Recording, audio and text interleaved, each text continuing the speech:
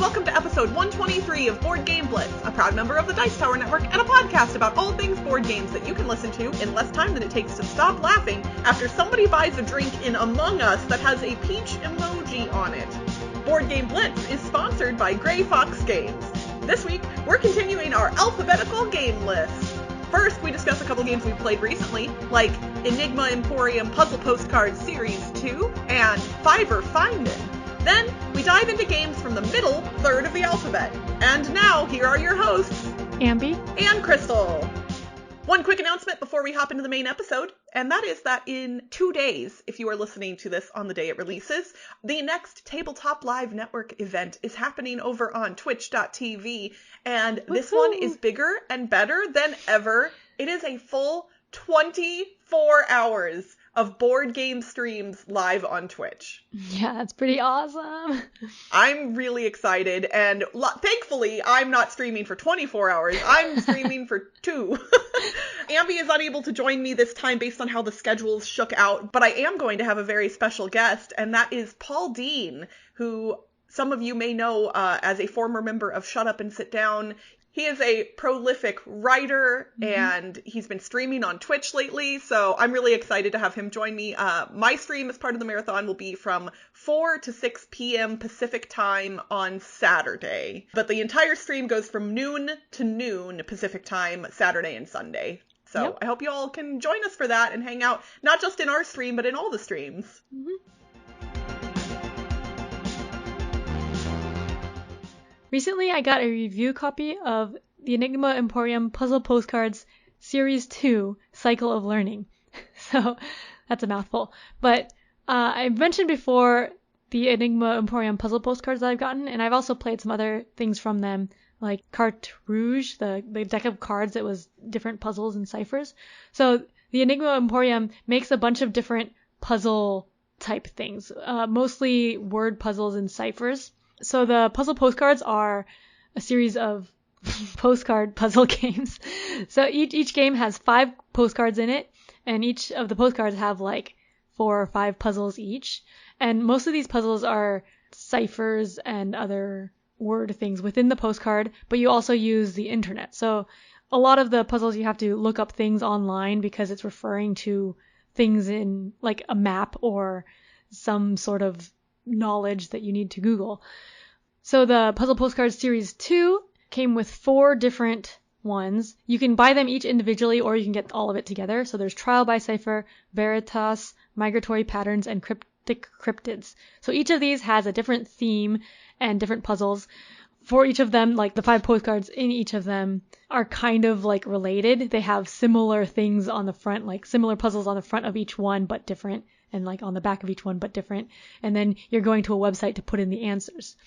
So if you like ciphers and like puzzle hunts, if you're familiar with all the different types of ciphers and stuff, then this is something that has a lot of that. And they're like high quality postcards with like glossy fronts and normal postcard backs and lots of ciphers. But I'm not super familiar with a lot of ciphers and puzzle hunt stuff, so a lot of it was confusing to me. Except for, I think, Cryptic Cryptids was the one I did the last.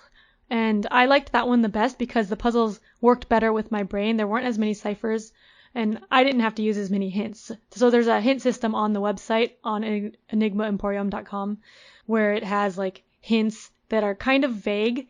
So a lot of times the hints didn't help me that much because it would be something that I'm looking for that, but then I didn't actually know the name of the cipher they're using, and it's like a vague hint towards the name of some cipher. So if you're familiar with ciphers, then it probably makes more sense than it did for me.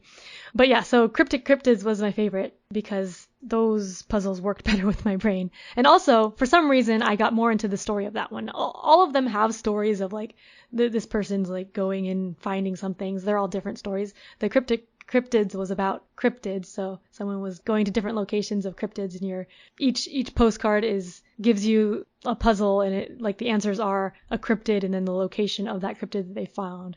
And so you enter those into the website, and then it like tells you a little story, and they're similar for all 4 of them. So with some of the puzzles in Trial by Cipher and in Migratory Patterns, some of the puzzles used colors, so I'm not sure how colorblind friendly those are, but Veritas and Cryptic Cryptids should be fine with that because I don't think you used colors in those puzzles.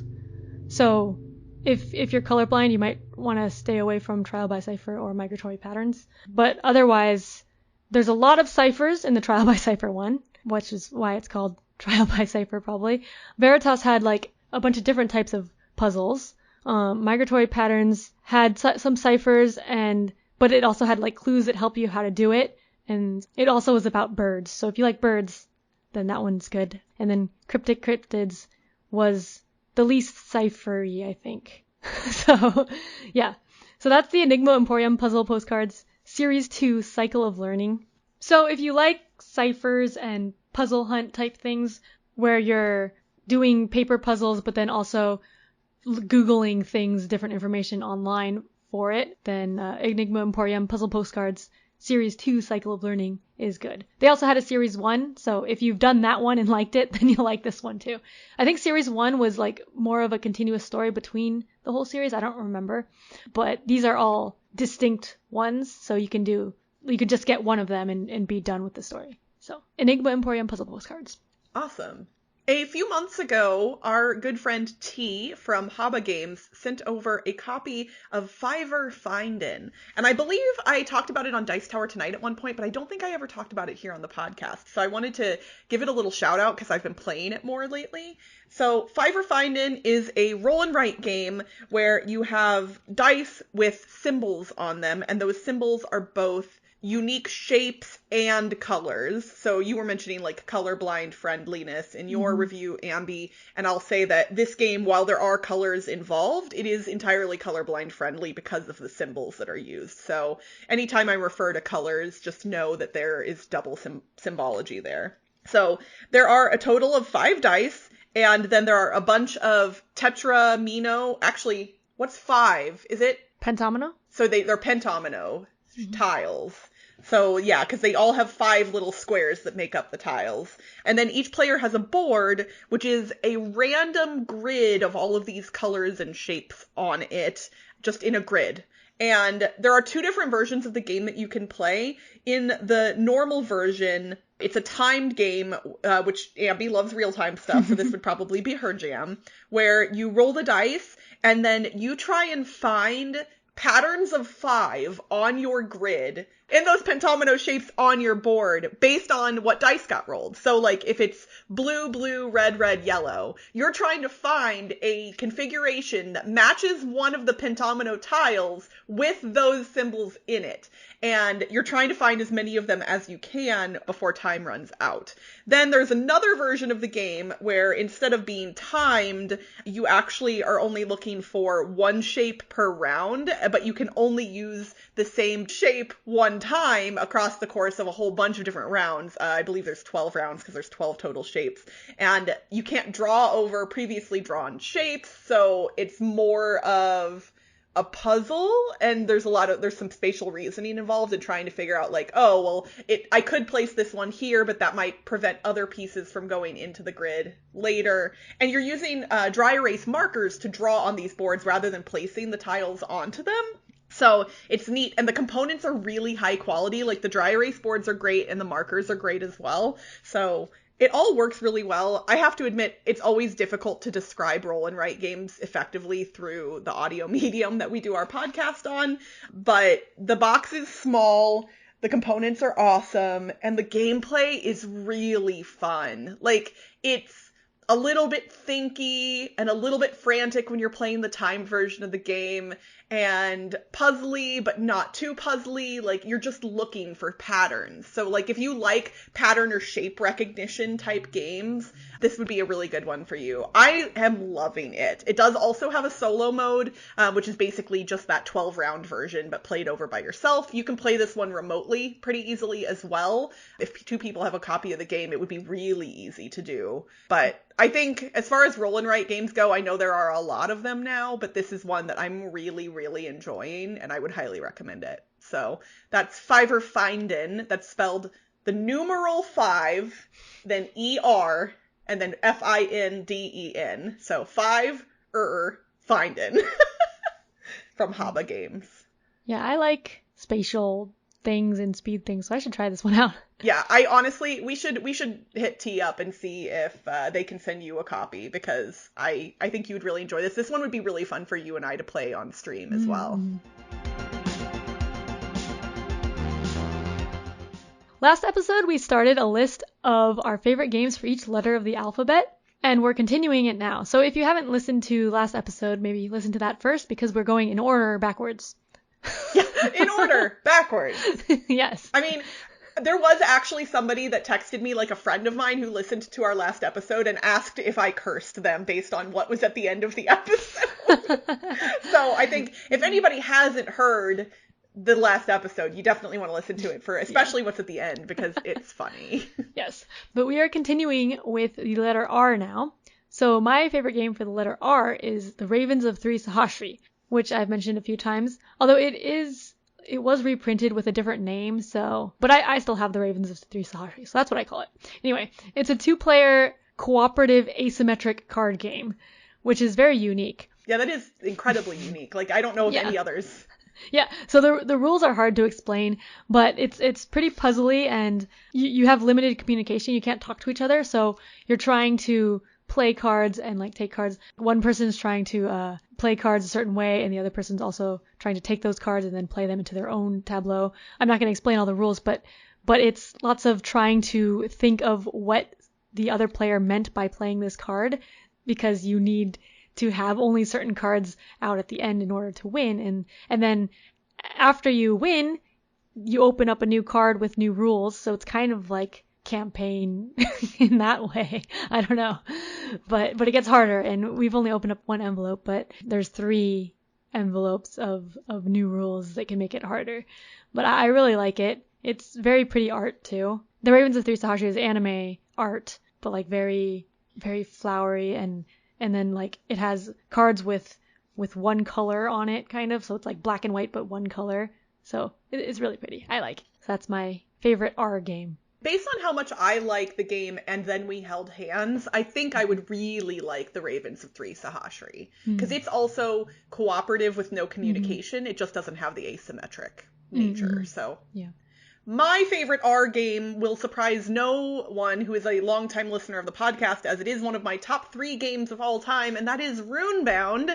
And if you ask me 2nd edition or 3rd edition, I'll tell you 3rd edition because it's the one I own, but truthfully, 2nd edition is where my love began. It is one of the first board games I played when I got into the hobby in 2007, which, holy moly, that was 14 years ago now.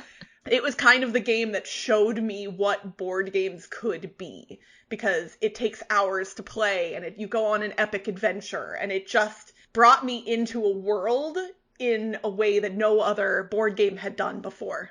So I love it. 3rd edition is great. People weren't as keen on it right away because of the coin flipping battle mechanism, but it is actually really super awesome. I am just bummed that Fantasy Flight has not released new maps for Runebound 3rd edition, and so I will continue to say every opportunity I get, Fantasy Flight, please put out more maps, because I don't want to have to buy 2nd edition to do different maps. So that is my R, Runebound. Yay. My favorite letter Q game is the Quacks of Quedlinburg. I don't think there are that many Q games, but the Quacks of Quedlinburg is pretty fun. It's a press your luck bag building game that came out a couple years ago now. Yeah, I want to say 2018? Maybe? Yeah, something like that. Yeah, but I have the Geek Up Bit set, so normally it comes with cardboard chits, which is okay, but the Geek Up Bit sets are plastic chits so those are like plastic, and you put them in the bag and pull them out, and it's really nice.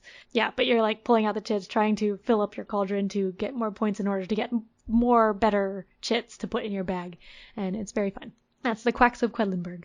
Fun fact, my Q game is also Quacks of Quedlinburg. I actually struggled whether it should be Quacks or Quantum, because I really love Quantum as well, but I ended up picking Quacks, and so I'm not going to cheat and shift over to Quantum. But for all the reasons Ambie said, it is just so fun. And yeah, I've got the Geek Up bits as well, and I have the Herb Witch's expansion, which is super great. Ambie, we should definitely play this on stream, because this is one that can be played remotely with 2 copies of the game. I don't have the expansion though, but we could play the base.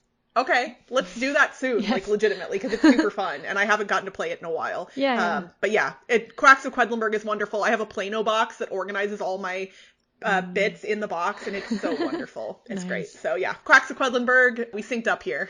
Yay!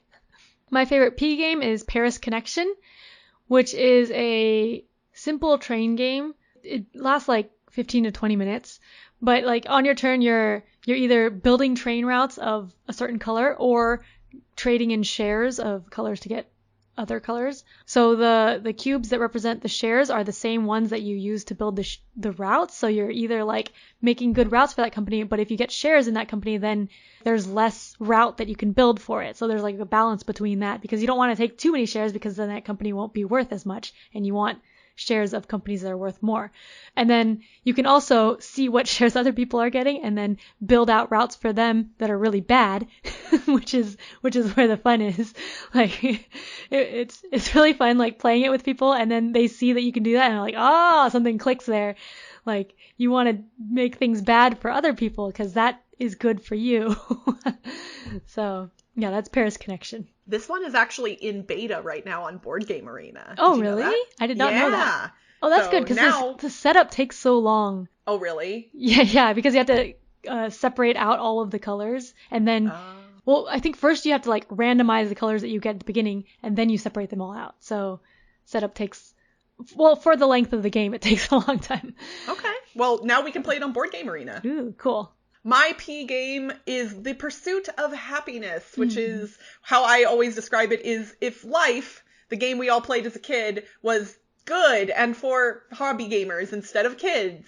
In The Pursuit of Happiness, it is a worker placement game where your workers are little hourglasses, so they represent time, and you are placing them out on the board to do different actions and take different things like start a relationship or start a job or pick up a hobby or an activity, and you're basically just living your life. And what's neat about this game is literally every single time I've played it, no matter who I'm playing it with, like people tend to get into the theme because they see like, oh, okay, so I'm a software programmer who likes to go kayaking on the weekends, and oh no, now I have a girlfriend, and oh gosh, I don't know if I have enough time for her. And like, it's so funny because the way the game is built, the mechanics flow so seamlessly into the theme that it works really well. I actually got to teach this one to Ambie at BlitzCon a few years ago.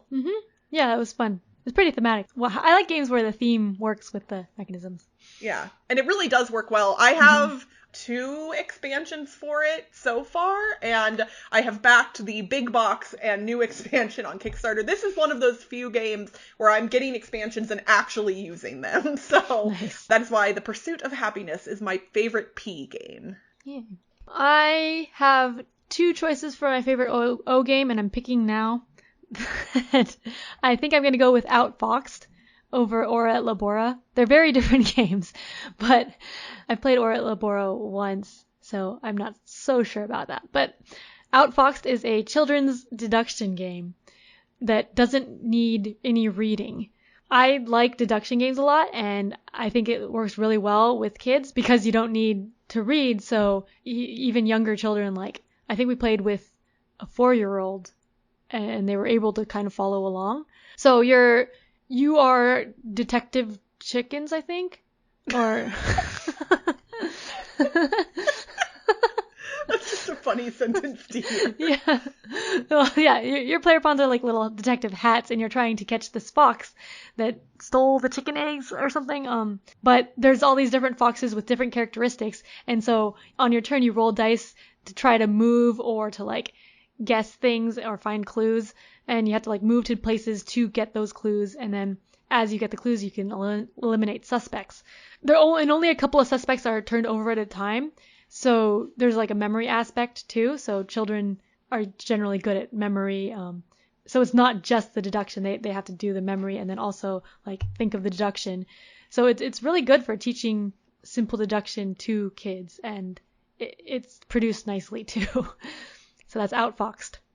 I also had 2 games listed for my O game, and it's really hard for me to not pick the Omega Virus because I've loved it since 1992. Yeah.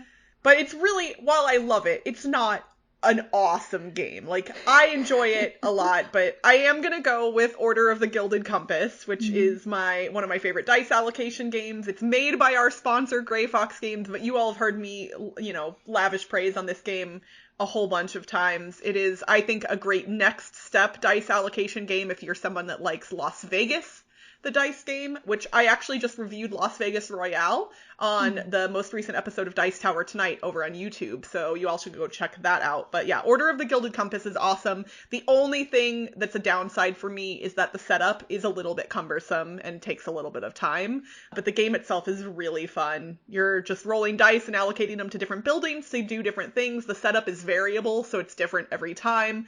I love it. That's why my O game, it's not the Omega Virus, it's Order of the Gilded Compass. My N game is 9 Tiles, which is my favorite Oink game. It's a speed game where you're trying to match up these 9 tiles to a card in the center. You have 9 double-sided tiles with different symbols on them, and then a card gets flipped over with the symbols in a 3x3 grid, and you're trying to match it up the fastest. That's it. You flip over the tiles and match it up really fast. So I really like speed games. It's so fun. It's so fun. It's so simple and fun, and you just play it over and over again. So that's 9 Tiles. I really love 9 Tiles, and a lot of people prefer the newer 9 Tiles Panic, but I still like original 9 Tiles the best. Yeah, me too. But did you see that Oink Games is bringing games to Kickstarter in February? Yes. I'm so stoked. I hope they have like add-ons for their old ones, because I don't have them.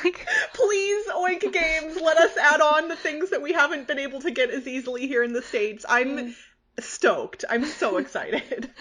Well, my end game is The Networks, which is from Formal Ferret Games, Gilhova. It is a game where you are a television executive running a TV network, and you have different time slots for TV shows, and you have stars and ads that you can attach to those TV shows, and you are trying to get the most viewers, aka victory points, by the end of the game. This is another one where the theme and the mechanisms work really well together. The art is really good, and there's a lot of like little jokes built into the cards, like they're kind of parodies of existing TV shows.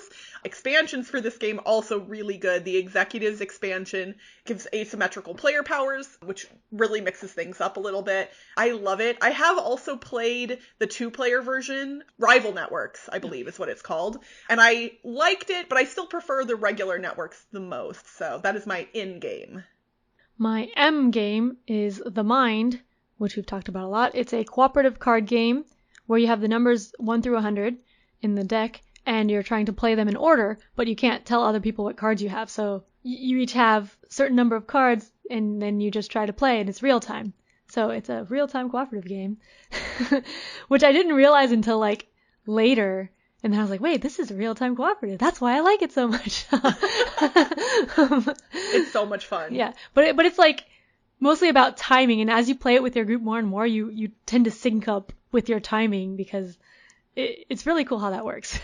And yeah, so I played The Mind a lot. I haven't played it much recently, but I still like it. I'm curious if there would be a way to play it online. Like, it seems like it would be really difficult to play in a digital format. Yeah. My M game is Mansions of Madness, which I own a lot of stuff for, but the funny thing is I don't think I've ever played my own copy.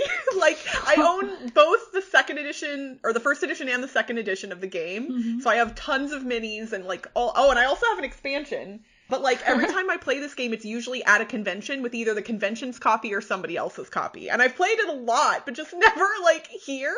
I don't know why. I could even play this one solo now that there's obviously with the app with second edition. But Mansions of Madness is a game where it's cooperative for the most part, and you are generally exploring a spooky house and battling monsters and trying not to go insane, which, this is based on Lovecraft stuff, and while Lovecraft is problematic, it's, an interesting theme for games, so I like it a lot. It's, again, kind of very thematic and lots of good, like, little story bits, and the app really helps facilitate the game well. So that's my M game, Mansions of Madness. Yeah, I like Mansions of Madness. I don't own it. I have the Lord of the Rings one, which I also haven't played in a long time, but I've played Mansions of Madness a couple times at conventions. It's a lot of fun.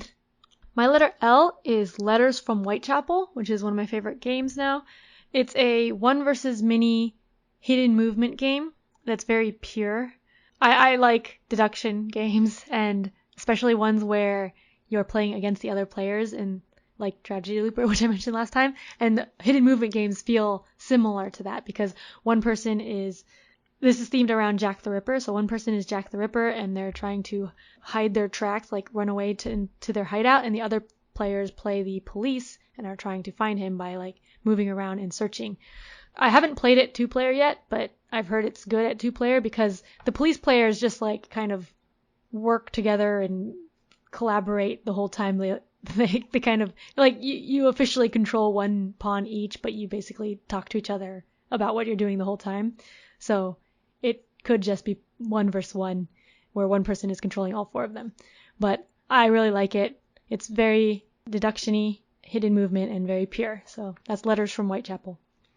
My L game, I'm going to go with Legacy of Dragonholt because I really, truly love. I still haven't played through it again, and it's been long enough now that I definitely want to do that. Legacy of Dragonholt is kind of a hybrid board game / RPG, and it is one of the only games that I highly recommend that you play solo rather than multiplayer, because I think it's an amazing solo experience. But it takes you through a story in the land of Terranoth, which is the same place that Runebound is set. And yeah, you're going on an adventure. It is kind of choose your own adventure-esque in a way, and it's RPG-esque because you create a character and that character has stats, and then when you encounter different things, what stats you have determine what you're able to do to resolve situations, and there are branching paths, and things will happen that you'll be mad about and happy about, and you just keep on soldiering through to the end. It's a really, really neat game, and I love it so much, and I do want to play it again. So that is Legacy of Dragonholt.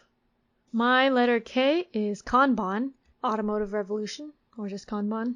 There's a new version that I haven't played yet called Kanban EV, but this is a one worker placement game. It's worker placement like you have one worker because that's you and you're moving around the board by Vital Lacerda, so it's pretty complex, and you're working in a car factory. You're like a manager and trying to manage your time most efficiently. And you have to do different things like get the designs of cars, and you have to test drive the cars and then like manufacture them and stuff. I think I did that out of order, but it's very thematic, and you're scoring points by going to meetings and like talking about your cars and putting forward proposals and stuff. So I really like it. It was the first Vital Lacerda game I played and still one of my favorites. So that's Kanban.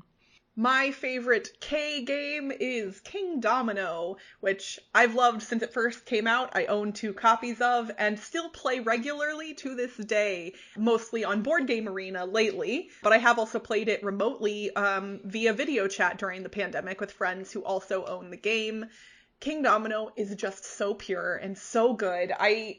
My love for it has not changed at all. The more I play it, the more I appreciate it. I do own Queen Domino and will never play it again just because I just have no desire. I know other people like it better, and I don't really want to add the expansions into King Domino either. I just love it for what it is. It's so good. Yeah, it's tile laying with tiles that look like dominoes, but they have different types of land on them, and you're just building out either a 5x5 or 7x7 grid out of those tiles, and then scoring points based on how many crowns are present in each area of different types of land. Really simple, really wonderful. That's my K pick, King Domino.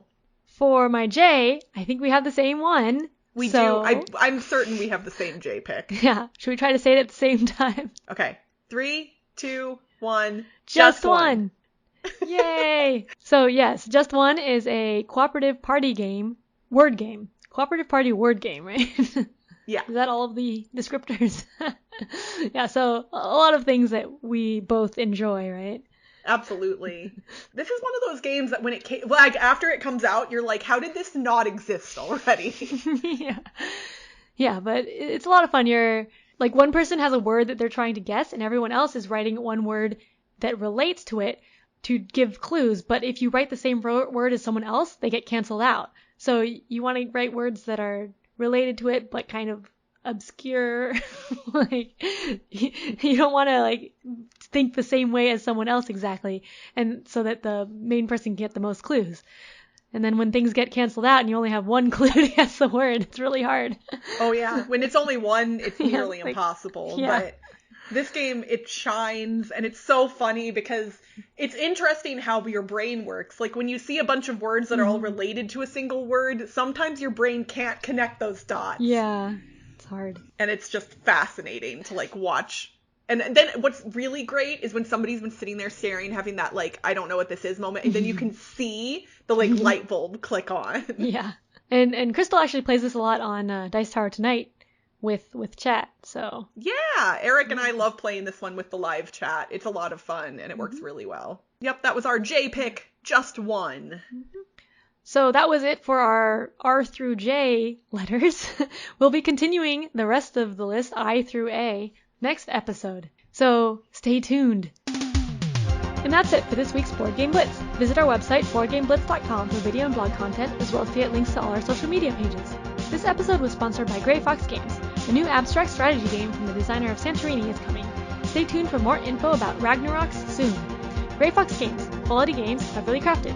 Support our show and get cool perks for as little as $1 a month by visiting patreon.com/boardgameblitz. As a patron, you'll get access to pre-edit recordings and our private Slack channel where you can chat with us and other Blitzketeers every day. Our theme song was composed by Andrew Morrow. Technical support provided by Toby Mount. Board Game Blitz is part of the Dice Tower Network. Until next time, ABC, it's easy to game with me. Bye, everyone! Bye! He is a prolific... I almost said prolific, and that's definitely not a word.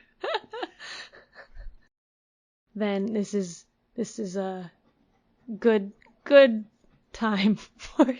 Sorry, I'm looking at... Can you see what's going on back here? Digging at the blanket? Yeah. He's been doing this the whole time you've been talking. First, the new dog bed is over here. You can't see that. First, he was digging in that.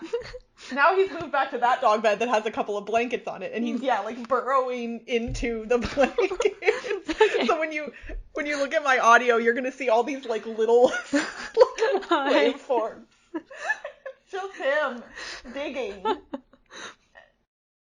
In those, I already forgot the word again. Pentomino? Pentomino. I know it from Cracking the Cryptid. Yes, there you go. You can only use the same tetramino. Why can't my...